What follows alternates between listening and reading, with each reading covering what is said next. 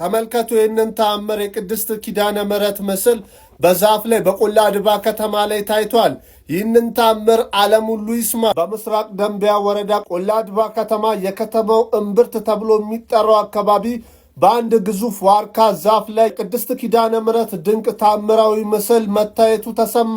ክስተቱ ለየት የሚያደርገው የብዙዎች ትኩረት የሳበው ቀደም ብሎ የነበረው ሁኔታ ነው።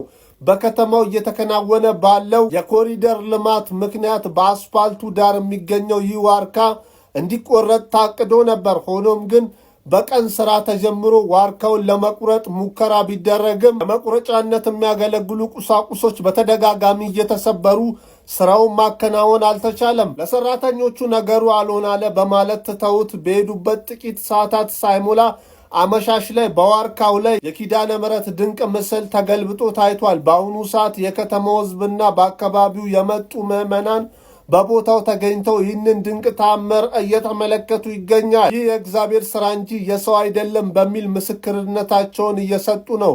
ዛፉ ሊቆረጥ ሲል መሳሪያው አልሰራ ማለቱ የነገሩ ድንቅነት ያሳያል። አሁን ደግሞ ይኸው እናታችን ተገለጠች የሚሉ የቆላ ድባ ከተማ ነዋሪዎች በርክተዋል። ይህንን ድንቅ ምስክርነት ለወዳጅ ዘመዶ በማጋራትም የዓለም ሕዝብ እንዲሰማው ያድርጉ።